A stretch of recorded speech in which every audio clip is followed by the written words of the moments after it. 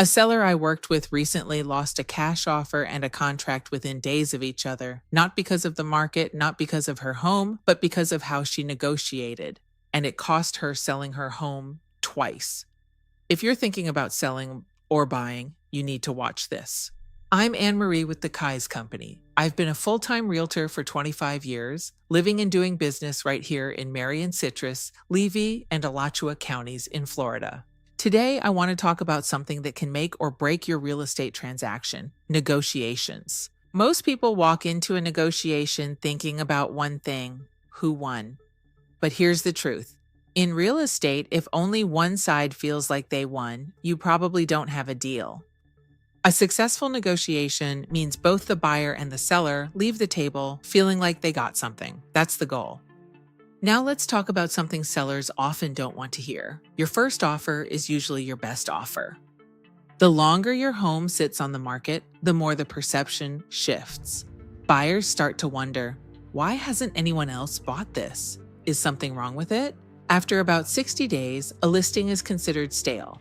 And that's when the low offers really start coming in, because buyers assume you're desperate, and that perception costs sellers money.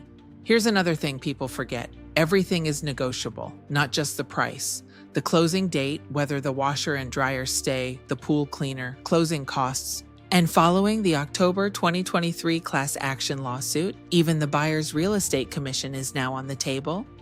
Sellers are no longer obligated to offer anything to a buyer's broker, though many still do. All of these items have real dollar value, and smart negotiators use every one of them. Now let me take you back to that seller I mentioned at the start. She received a cash offer. The price was fair, the terms were solid, but there was a problem right from the start. The buyer's agent inserted a 3% broker compensation demand directly into the contract as a contingency. If that contingency was not met, the offer was essentially dead before any other negotiation could even begin. Following the National Association of Realtors class action lawsuit in 2023 and the new Real Estate Commission guidelines, buyer's agents are required to have a separate compensation agreement with their own buyer. The seller is not obligated to satisfy that. Yet this agent embedded his commission demand into the contract itself, putting his own financial interests ahead of his buyer's best chance at getting the home.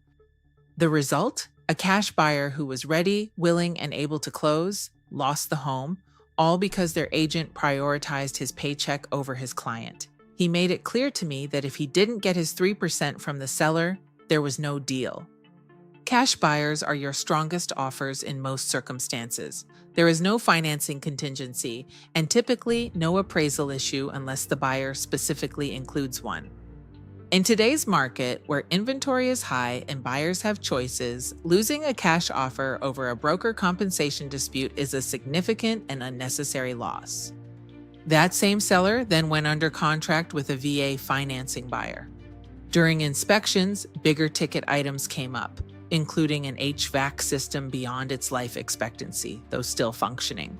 The buyer came back with a reasonable request: either repair the items or reduce the price so they could handle the repairs after closing. They even provided an estimate to rebuild, not replace, the HVAC for just over $10,000.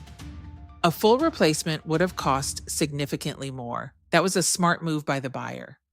The seller only offered a $1,000 price reduction. The buyer canceled the contract. We are not in the pandemic market anymore. Those days, when buyers were waiving inspections and paying over asking just to get a home, are gone. Today's buyers have choices. When inspection issues come up, I always ask my sellers this: when you bought your home, would you have accepted these same conditions? Because those repair issues don't disappear, the next buyer will find them too. Only now you've been on the market longer. The next offer will likely be lower, and after concessions, your bottom line is less than it would have been had you worked it out the first time.